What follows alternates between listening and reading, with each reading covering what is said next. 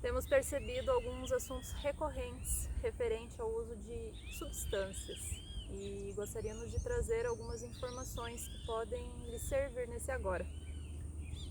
Pois é um assunto que é recorrente, tanto em consultório quanto com amigos, e as pessoas acham muito normal, natural, usar substâncias. E quando nós falamos usar substâncias, nós estamos falando daquilo que acham que é basicão, a maconha, que alguns falam assim, eu não uso substâncias, só a maconha. E outras pessoas falam assim, não, eu só bebo, né? Bebo tantas cervejas por dia, ou eu gosto de me embriagar no final de semana. E festa para mim tem que ter bebida ou tem que ter substância. E entendo, a gente não está aqui num papel de julgamento, cada um é livre para fazer suas próprias escolhas. Porém, é muito importante que a gente tenha discernimento a partir das informações. Então, a gente precisa saber o que compõe aquilo que a gente está entrando em contato. Quando a gente bebe um álcool, quando a gente usa qualquer tipo de droga, o que tem por trás daquilo? Então, primeira coisa que nós precisamos entender é que a neurociência tem falado demais sobre o campo eletromagnético da Terra e o campo mórfico, que é onde nós estamos inseridos. O que é esse campo mórfico? Nós cruzamos os nossos sentimentos com os dos outros, os pensamentos uns dos outros. É como se nós estivéssemos interconectados numa grande internet viva, onde as pessoas estão conectadas aqui fisicamente e até com os planos espirituais, energéticos, nas quais nós não vemos, mas ele existe, isso já é comprovado cientificamente. Então observe que muitos dizem que a obra revela o autor. A obra revela o autor. Quando você pega um livro, você está entrando em contato com a essência do autor. Você está entrando em contato com a intenção dele. Quando a pessoa ingere uma substância, seja ela a mais suave até a maior, qual é a intenção do autor? Qual a intenção do tráfico? Então a gente precisa perceber que quando eu estou ingerindo uma substância, eu estou fazendo parte da conexão do traficante, que tem uma intenção primordial, claro que de ganhar dinheiro com aquilo, mas ele não percebe que ele está destruindo milhares de famílias. Então aqui vamos lá, eu trabalho com orfanatos, lares sociais, onde mais de 90% das crianças que estão nos lares sociais foram abandonadas por maus tratos ou violências, aonde dentro de casa existia o quê? Um pai ou uma mãe usuária de droga ou do alcoolismo, em qualquer nível. Porque quando a pessoa ingere, as pessoas falam assim, é tão gostoso, né? Eu dou aquela relaxada bacana, mas é uma relaxada bacana que a pessoa perde o controle. E se alguém está incomodando no entorno, essa perda de controle pode acarretar uma agressividade, uma violência ou um ato insano, uma permissividade.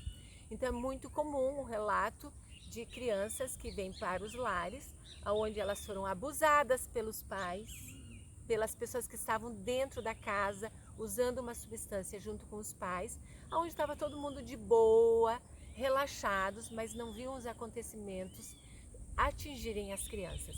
Então, quando você consome uma substância, você tem que perceber e ter consciência que você está fazendo parte dessa rede onde milhares de crianças estão ficando órfãs, milhares de pais e mães estão perdendo a tutoria dos seus filhos e estão desesperados agora ou estão nas ruas tentando sobreviver e que daí acaba fazendo o ciclo vicioso do tráfico novamente.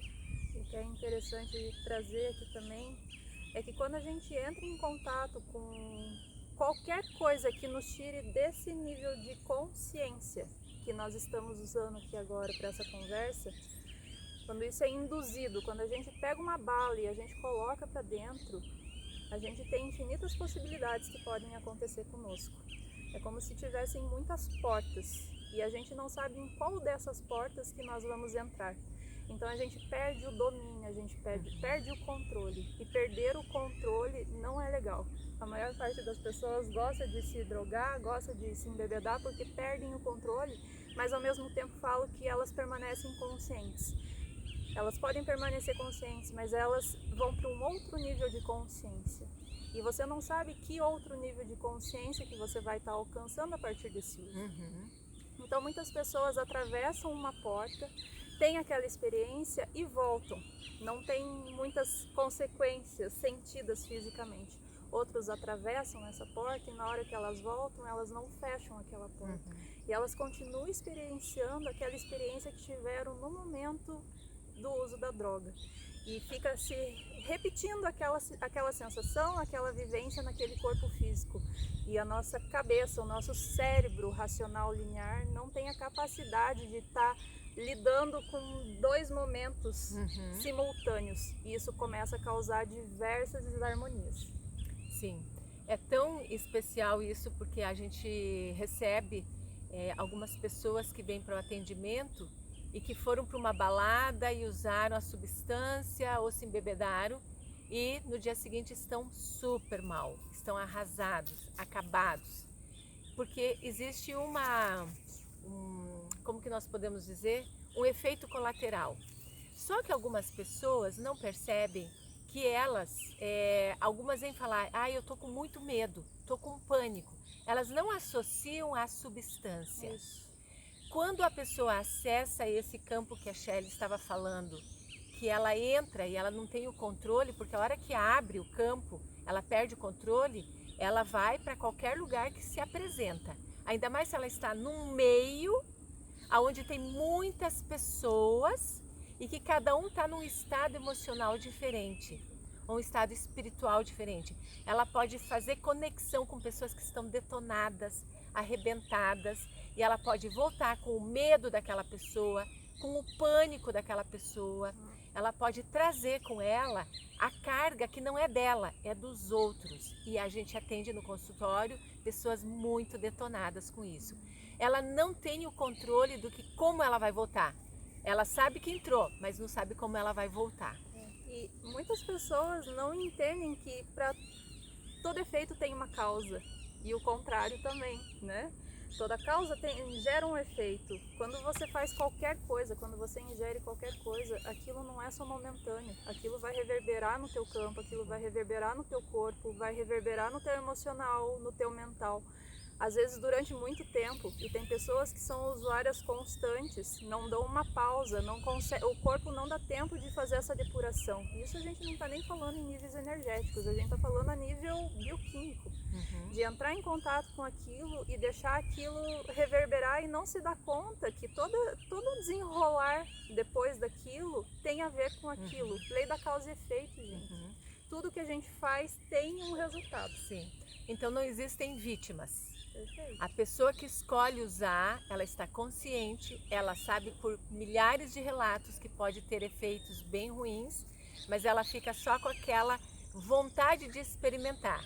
Só que muitas pessoas experimentaram uma vez e não conseguiram sair mais. Então é muito sério. E não é, porque é uma pessoa fraca. Não, eu já atendi homens fortes, poderosos e que ali caíram de vez mesmo. E aí detonam a sua vida, a sua profissão e a vida da família. Então a grande pergunta é, vale a pena? Porque tudo é uma escolha. Então quando alguém me apresenta alguma coisa, eu devo me fazer a seguinte pergunta: se eu gostar disso, eu vou dar conta da consequência disso? Se eu gostar disso, eu vou dar conta de me viciar nisso? Porque isso é uma coisa que, Shelly, eu tenho muito forte comigo. Quando alguém me apresenta alguma coisa, por mais atraente que seja, eu falo, uau, e se eu gostar e eu querer de novo? E querer de novo? Como que serei eu viciada nisso? Gente, isso é uma reflexão básica. Sim. Que até um adolescente já pode fazer, porque eu fiz essa reflexão quando eu era adolescente. Claro que minha vida não é para ninguém ficar pegando como modelo, mas eu tenho a minha experiência de vida que eu posso falar. Quando eu estava na faculdade, 99% dos meus amigos usavam maconha, cocaína, isso em 1980. Eles me ofereciam direto. Eu olhava para eles e falava assim, muito obrigada, não, eu prefiro tomar a minha água. E eu fazia trabalho com eles, ficava até de madrugada fazendo trabalho de escola. E quando eles perceberam minha atitude, que era decidida, eles simplesmente não me ofereceram mais depois de 1 ano.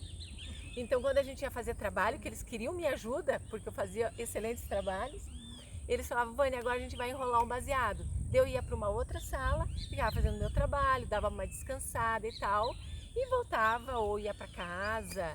E assim eles me respeitaram. Então, cuidado com essa coisa, mas eu tenho que ser aceito pelo clã.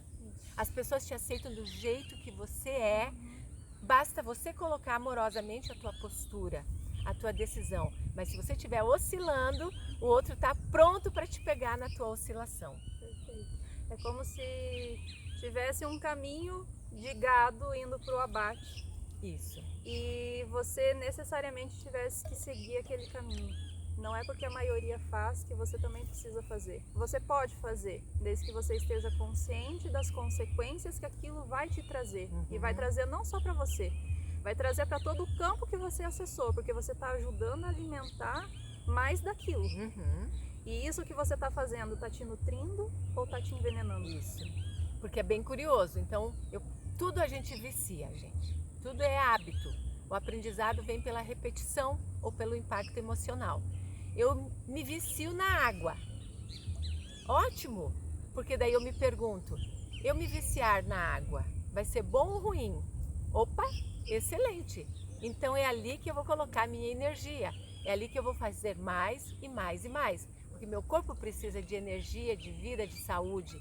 Então é uma escolha.